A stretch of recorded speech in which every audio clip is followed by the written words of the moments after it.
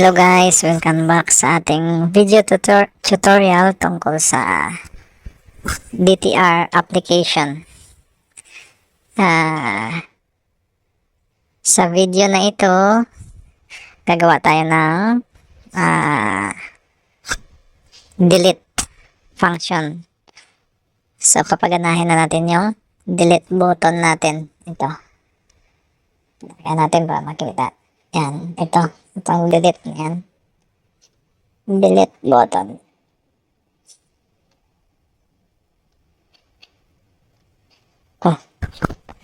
So, saan yan? Sa reimbursement adapter. So, yung delete button natin. Delete. Scroll down. Section is for card. Section is for edit button. So, sa delete button tayo. So, tapos notification disabled natin. Yan, naka-disabled na.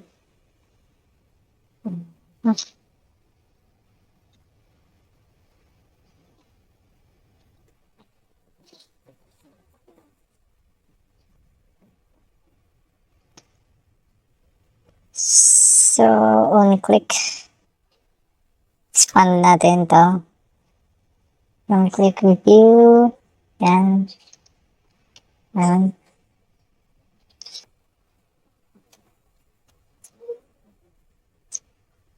Sunod natin ng alert dialog. So, alert dialog. Builder. So, lagay natin? Alert builder. ED, alert dialog. Builder. Yan, ganun sila yan. ED builder. Alert dialog builder. Calls new alert dialog builder. So, this. Ayan. So, context. Meron ba tayong minap na context? Magamit natin. So, meron. So, context. Ayan. So, lagyan natin ng message. So, builder. ED builder. That's it. Message. So, ano yung message natin? HTML. HTML. Para mas madaling i-format. So, HTML ang gagamitin natin. Source. HTML from HTML. Not social yet. Dapat message, do you want? Try na natin. Source. String source. Hindi. Kung meron tayong pwede naman kasi maglagay ng variables para dito sa message. So, mano-mano na lang natin. Try natin kung tama. So, do you want to delete? So, lagyan natin ng plus. So, kasi naka-HTML. So, BR natin ng break. Ayan, break line ba tawag? BR. Para siyang enter sa HTML. So, plus. So, pwede naman hindi HTML. So, mas try natin to para maiba naman. Yung font.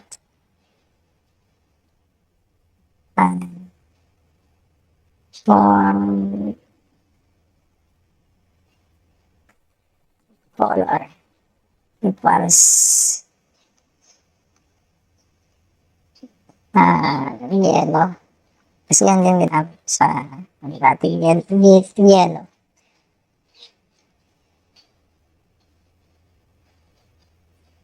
Tapos, plus, naka-bold. So,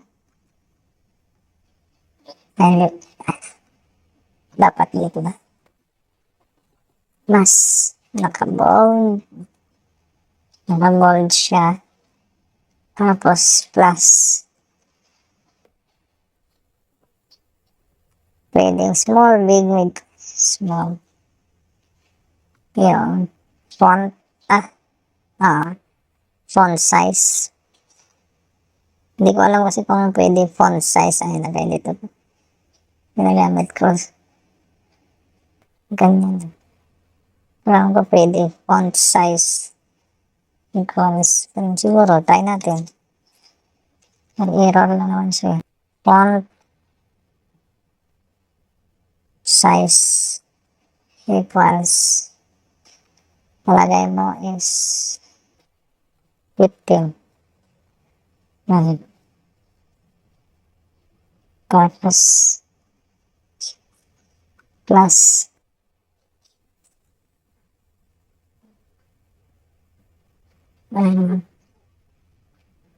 naka-italic. Tapos haba plus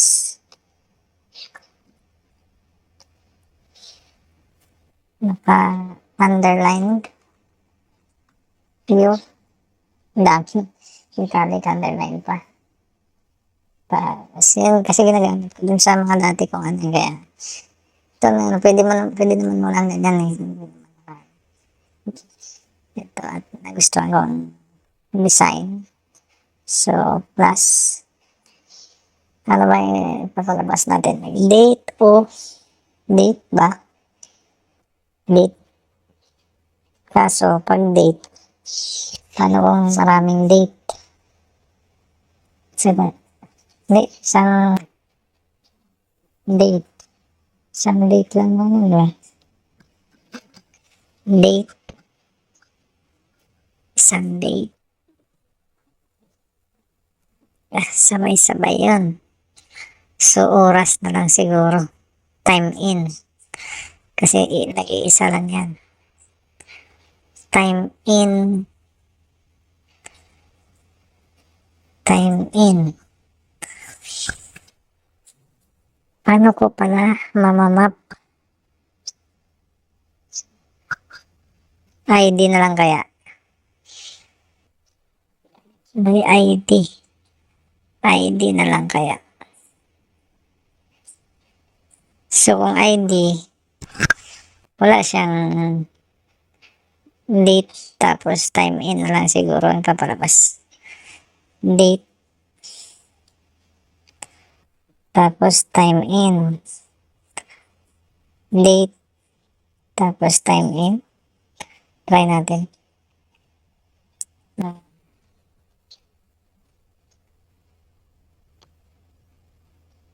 Date, dot get position. Dot get position. Kasi naka-stem ano to. Dot to string. Date. So, want to delete. Tapos, mag-break line pa tayo. Kasi pag date, tapos time in ang date siya. Tapos, maglagay tayo ng break line. Para bumaba pa ulit. Sige, try natin. Control C. Para sa time in naman. Sana yan? Dot to string. Dot to string. Dot to string. Position. Dot to string. Hanggang dito pa rin. With. Walang error. Okay, di ba? Tapos, plus. Ano naman to? Yung time in. Time in. Dot get. Position. dot to string. Tapos yan. Yan na. Try natin kung gagana yan. To string. So, mag-i-error lang naman yan pagka mali. Yun na yung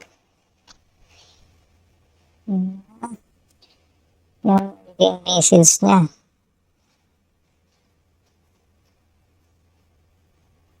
So, on natin. Be alert dialog.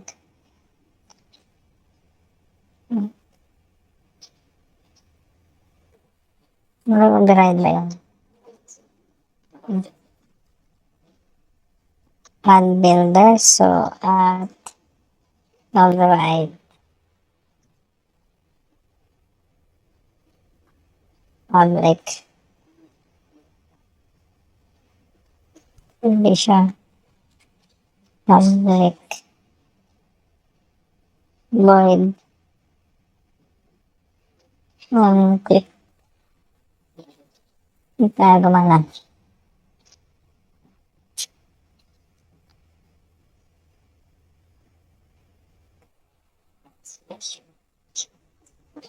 Ito tayo gumana ganyan. So, hindi ang alam yun. Do you want to delete? Tapos dito position with string. Get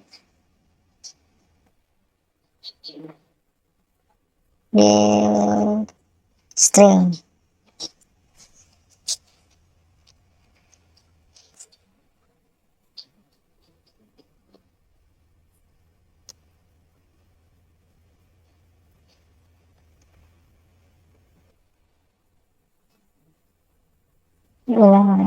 HTML. Hanggang saan ba tayo HTML?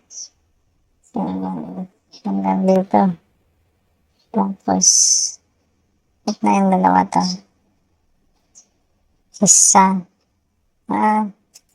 Isa lang to. Diba? So, date, position, dot to string. Plus, so, dito, tatlo. Hanggang dito, balot yun. Tapos, that's it. Push positive button. Kapag ka yes, delete na lang lagay natin. Delete. Hindi, ano to, kung ano yung lalagay natin message text ID pala. So, delete. Yan, delete.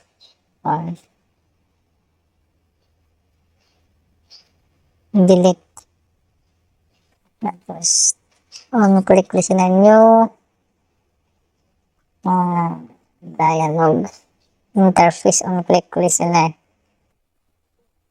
Yan. Dialog click listener. So, click dialog. So, dito na natin lagay yung delete functions natin. So, create muna tayo ng mga variables na pwede nating magamit. Dito. Ano ba yung mga ganon? So, final db helper. Db lang. Equals new db helper. So, this. Hindi. Context first nakamap natin.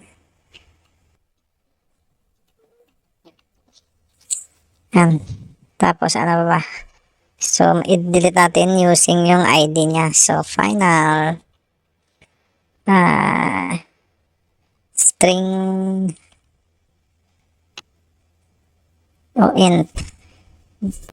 int na lang kaya. Final int. Kasi integers ID, di ba? Int reimburse ID. Yan.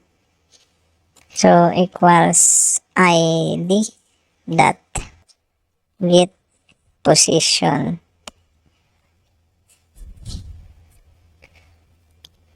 Position. That to string. Mali.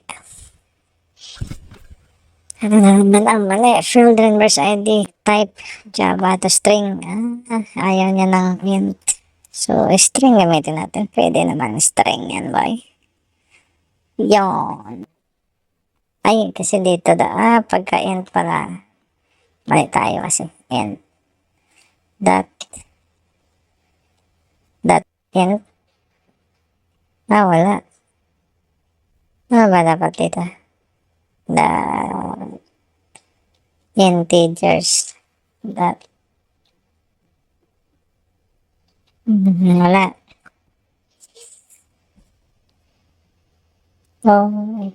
Paano kung yan position? Meron pa dapat dot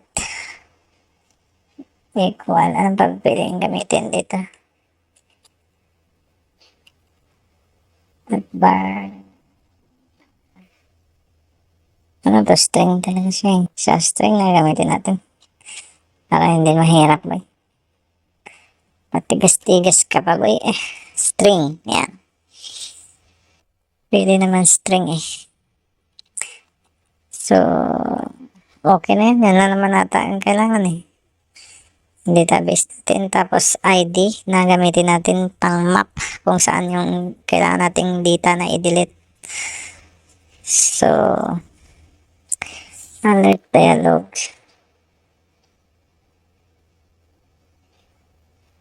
Dialog interface. Dialog in which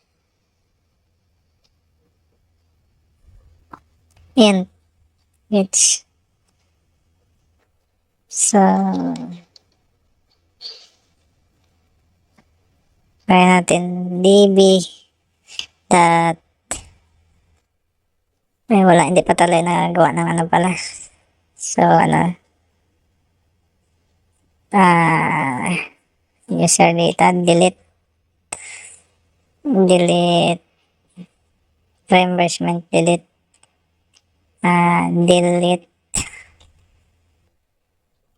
del na lang, ganyan, del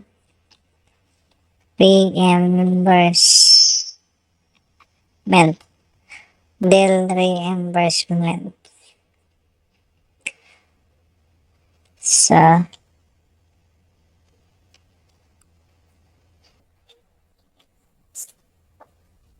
del reimbursement by reimburse ID. Yan. So, gagawa muna kaya tayo ng parcel database para mawala tong error na to. Punta sa DB helper. Sana yan? Yan, tumaan. Ito. So, ito, reimbursement table. Ito sa pinababa sa reimbursement section.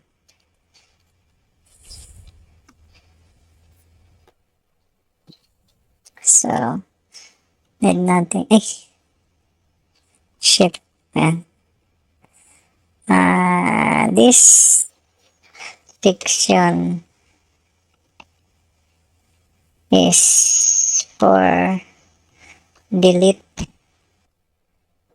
specific reimbursement data. Yan. So, magawa tayo ng boolean public boolean yung kanina del reimbursement. So, string ID na lang, string ID. Yan, ID, string ID. Lagyan natin ng string ID. Yan. Ito, missing return. So, SQL database db equals this git writable kasi para pwedeng ma-access. So, long result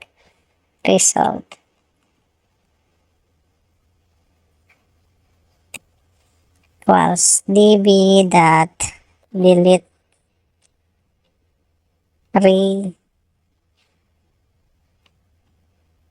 reimbursement table. So, where id, big letter yun, where id is equals to plus id. ID, di ba? Tama yung string natin. String where arguments null. Yan. Yung result. So, i-check mo natin kung check if data is exist or not. So, F statement na result. Yan. Kapag ang result ay equals sa -1. So, ang mangyayari ay return false or else return true. Yan. Okay na, meron na tayong delete reimbursement sa ating DB helper. So, tingnan natin. Yan, okay na. Reimbursement by reimbursement ID or ID na lang lagay natin. Sige, ano lang, reimbursement ID.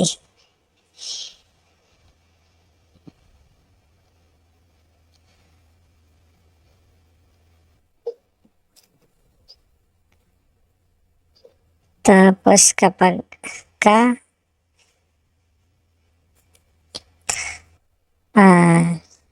click the log and Twitch ay. So, magto-toast message tayo that success. Kapag nag-success. So, context.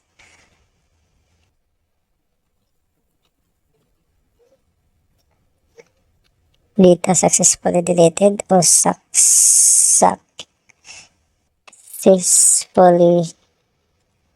deleted. Yan. Successfully deleted. Successfully deleted string value of the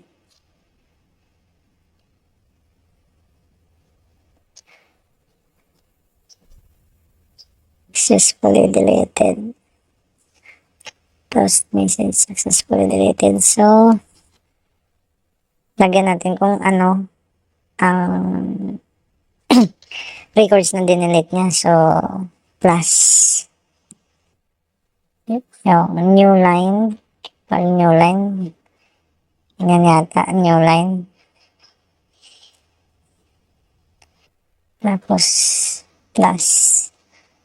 Ano ba? Date at sa time in ulit. Sana yan? String value of date. Or date that get position. And then, date that get position. That get position. That to string. Yan. Try natin kung gagana yan. To stay print shirt. Tapos that shoe. So, wala namang error. Malalaman natin yun mamaya. Tapos, para ma-refresh,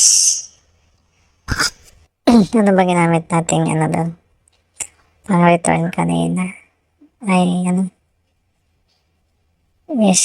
Saan ang get items dito? Item count. Ba't wala ang get item count? Ba't? Saan ang item count ko? Re-return, ito, ID. So, ID tayo. ID dot remove position. So, wala natin sa position. ID dot remove position. So, notify remove position. Yan. Kapag ka-success yan, saan ba yan? The string delete set positive button. Yan. So, ito sa negative naman. So, positive, positive, positive. So,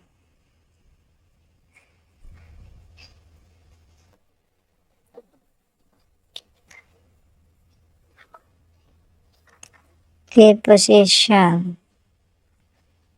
So, that set negative button. So, anong negative button natin? Cancel. Cancel. Kapag ka-cancel niya. So, new dialog. Interface. Ang click listener by then click dialog content page. So, mag-message pa ba tayo? Transaction canceled o wala na? Pwede naman mag-message, pwede na.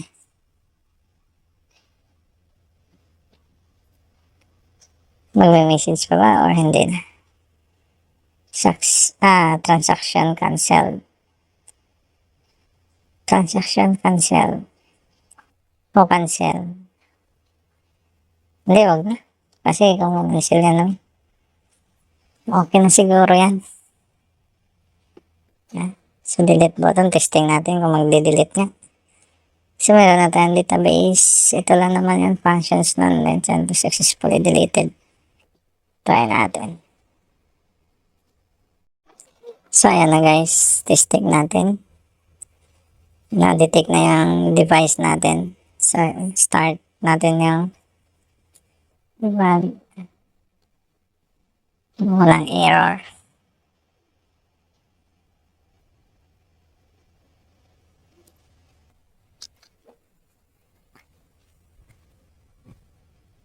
Sana mag-success ng build. Okay naman ito eh. Sa tingin ko lang. So, cancel. Click questionnaire and reach.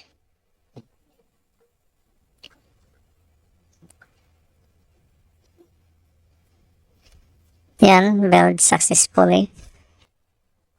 Ayan, in-install niya na. So, try natin mag-login. Okay. Ito lang, paste. Ito. Ay, wala. Pens. Garland. At gmail.com. So, copy natin para hindi na tayo mag-type mamaya. Copy paste na lang. Password R. So, reimbursement. Try natin kung magde-delete Babawas tayo dito sa gitna. Yun. Wala. Walang lumalabas. So, may mali tayo guys. Saan kaya yan? Android void. Public on click. So, alert the builder nyo, alert context from HTML, void on click, dialog interface, dialog end, which ba? So, date.get position to string, time in, string set positive button, wala namang error. Yung click dialog, which ba siya? O kung gagawa tayo na, saan yan? Which. So, natin I. Para maiba na. I. So, dapat lalabas na yun eh. Tama ba yan? Hindi gumagana yung delete eh.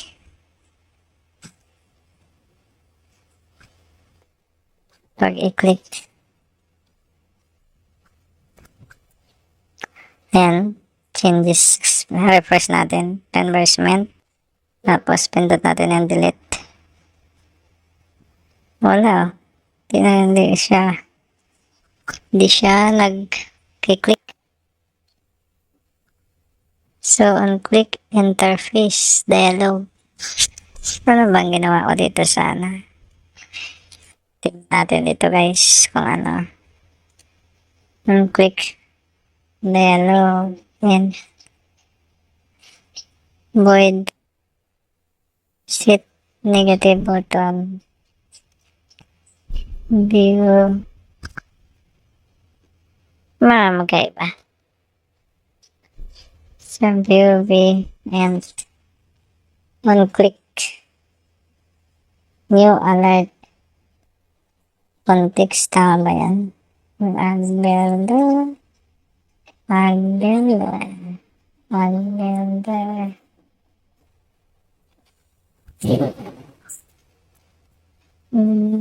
on click listener central dialog builder set message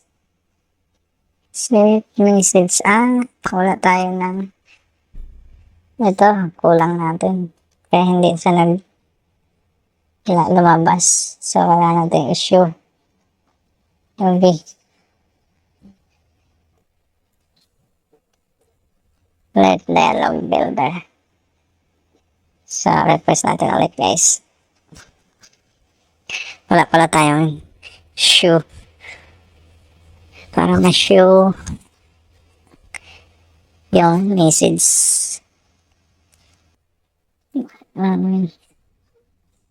message box. Ayan, success. So, refresh natin ulit. Reimbursement. Tapos, yun. Do you want to delete font size? Kasama yung font size. So, hindi pwede yung font size 15. So, nilagay ko dito small and big lang eh. Very small. Okay. Small. Si date. Tapos, time in.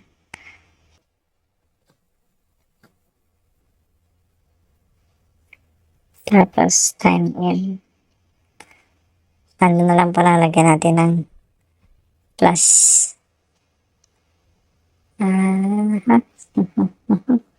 So, mag-iba kulay yun. Wait. Plus date. Plus date. Dilaw ang date. So,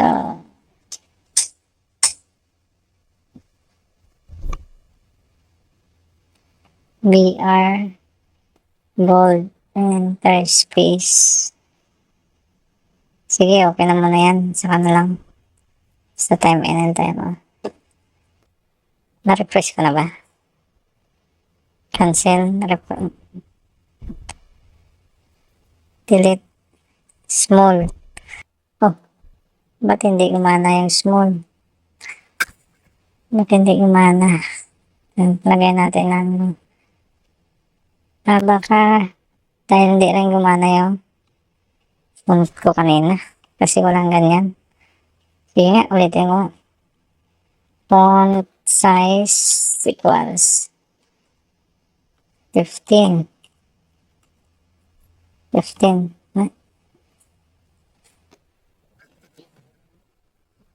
Baka siguro hindi gumana yan.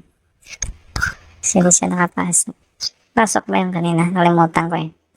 Testing na lang natin ulit. Apply changes. Cancel. Yun. Gumana na oh.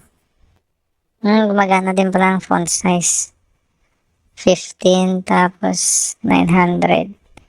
Yan, 722. Pag i-cancel natin, so walang mangyayari. Try natin pindutin yung delete mismo. So, dapat kulay red to, no? Yung delete button. So, text. So, mag-HTML pa tayo ulit nyan. Self message, HTML font. Kukulayan natin ng red. Maka HTML na kaya yan. Try nga natin. Font color. Testing lang ha. Pwede naman testing eh. Font color, Ctrl V. Plus.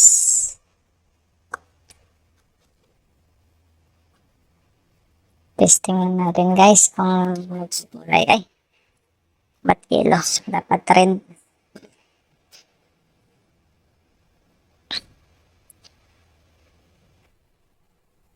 Yan, apply changes. Oh. Hindi siya. So, need niya talaga siyang iset as HTML. Message. Application ng builder. Pwede kaya to? So, hindi pwede sa pwede kaya to? Text set button. Ayaw niya. Wala siyang pero meron yan eh. Paano kaya? Sige sa ano. Pag-aralan muna natin yan.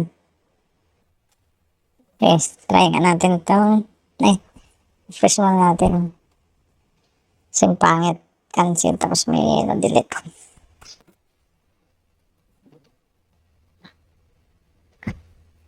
Parang ganito lang din gagawin siguro niyan eh. Yung pagsasalansan na lang kulang. Sige lang, saka na lang. Cancel, tapos yan, want to delete. Diba cancel okay na. Tapos yung delete naman. Delete. Yun, swabihan ba? Swabe. Ayan guys, okay na. Nagma-functions na, magana na yung delete button. So, next video natin is yung edit button na naman.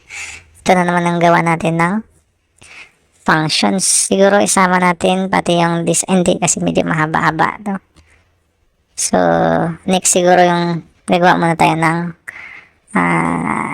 design ng edit or edit activity para diretso na siya. Okay guys. Abangan nyo na lang sa mga susunod nating mga video tutorial. Bye-bye!